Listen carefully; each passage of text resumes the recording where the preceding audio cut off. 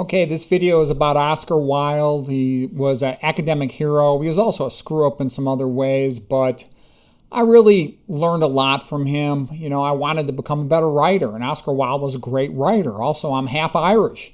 And for Oscar Wilde to go from Ireland to England, where they hated the Irish, and to become the most popular and the best writer in all of the United Kingdom, that's pretty impressive. He was a great talker, and here's some quotes from Oscar Wilde. He lived, by the way, from 1854 to 1900, so he died young, only 46 years of age. Did a lot of his best work in his 20s and 30s.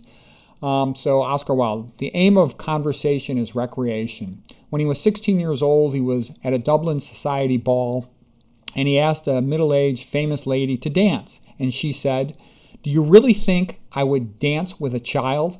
And Wilde said, "If I knew you were with child, I wouldn't have asked you." Oscar Wilde continues, "Some people bring happiness and laughter into whatever room they enter." That was my mother. "Others remove it." And so Oscar Wilde, what I loved about him was he would kind of turn everything into a joke, make it fun. Why not? And later on, other persons who took up that style or groups were like Monty Python comedians and Rodney Dangerfield. So here's more quotes from Oscar Wilde. "As a writer, he has mastered everything except language. As a novelist, he can do everything except tell a story. As an artist, he is everything except articulate. He has nothing to say and says it." I was working on a proof of one of my poems all the morning and took out a comma. In the afternoon, I put it back in again. "To win back my youth, I would do anything except take up exercise, wake up early, or be a useful member of the community." Oscar was great with chiasmus, which is the rhetoric form which turns back on itself, like the letter X. It goes back on itself, and man, he was great with that. Here's a typical Oscar Wilde quote. "The only thing worse than being talked about is not being talked about."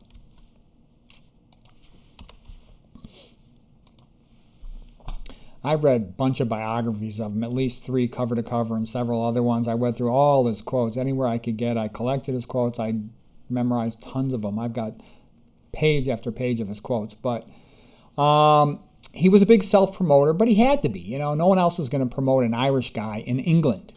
When Oscar Wilde was coming up, I felt like I was cheering for a friend when I was reading his biographies. And then he went on his tour of America and had all these shows in America. It was rather extraordinary, all the things he did as a young guy. When he was traveling through America, he was asked if he had any declarations at customs, and he said, "I have nothing to declare but my genius." And then he promoted individualism in art. He said, "Only an auctioneer can be equally enthusiastic about all forms of art. Art is the most intense form of individualism the world has ever known. The true artist is a man who believes absolutely in himself. Whenever a community attempts to dictate to the artist what he is to do, art either entirely vanishes or becomes stereotyped and degenerates into a low and ignoble form of craft. A work of art is the unique result of a unique temperament. Its beauty comes from the fact that the author is what he is. It has nothing to do with the fact that other people want what they want. Indeed, the moment that the artist takes notice of what other people want and tries to supply the demand, he ceases to be an artist and becomes a dull tradesman. Alone, without any reference to his neighbors, without any interference, the artist can fashion a beautiful thing. And if he does it not to do it solely for his own pleasure, then he is not an artist at all. It is only by entire isolation from everything that one can do any work. Idleness gives one the mood in which to write. Isolation the conditions. There is no art where there is no style. And there is no style where there is no unity.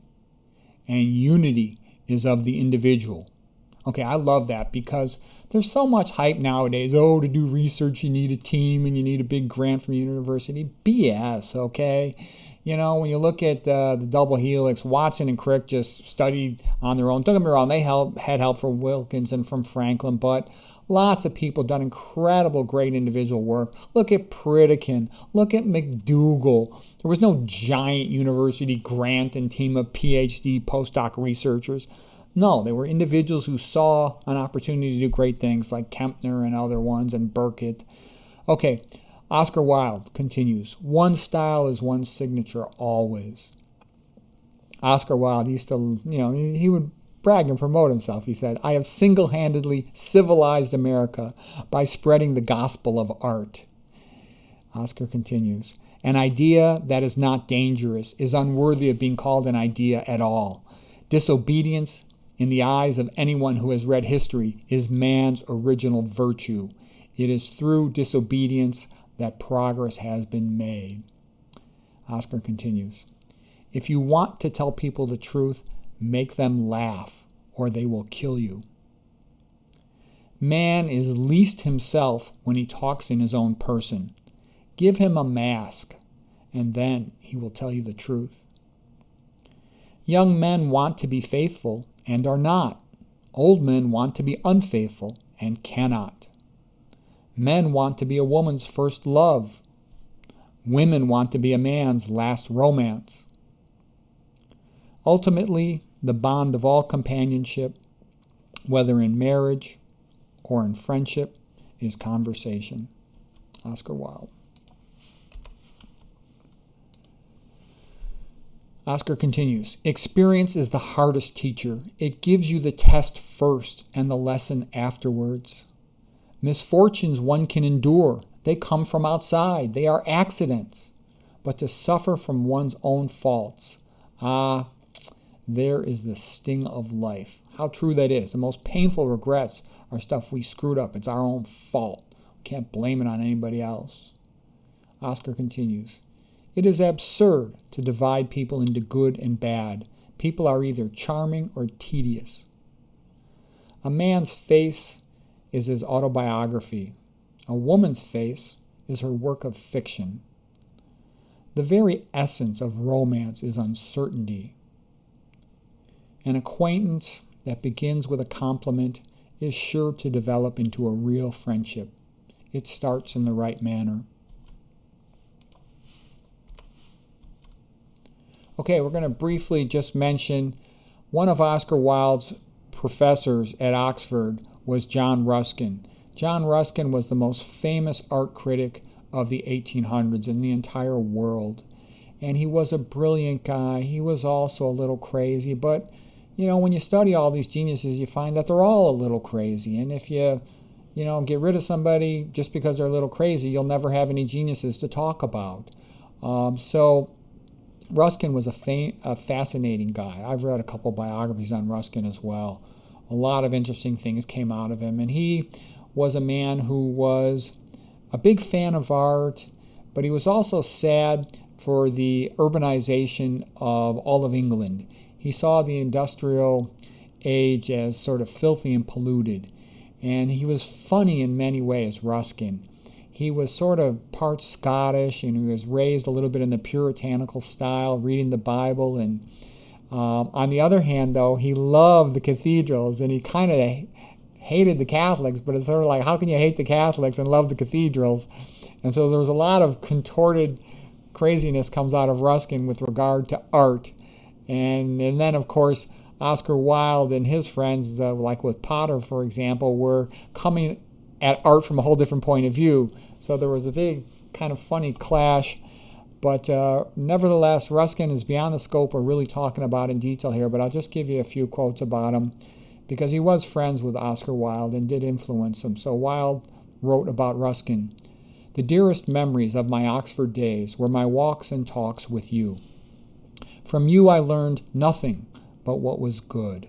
There is something of you, in you, of the prophet, the priest, and the poet, and to you the gods gave eloquence, such as they have given none other, so that your message might come to us with the fire of passion and the marvel of music, making the deaf to hear and the blind to see. That was a letter Ruskin wrote, a letter to Ruskin written by Oscar Wilde. And so he was writing to his professor, sort of thanking him. And another comment of Oscar Wilde about Ruskin, Who cares whether Mr. Ruskin's views on Turner are sound or not? What does it matter? That mighty and majestic prose of his is at least as great a work of art as those wonderful sunsets. So yeah, Ruskin was a big fan of the painter named Turner, and Turner was a good painter, but I think Ruskin exaggerated how good he was. But Turner was really right about the Pre-Raphaelites, which was a group of English artists who sort of went back to some old stylistic manner.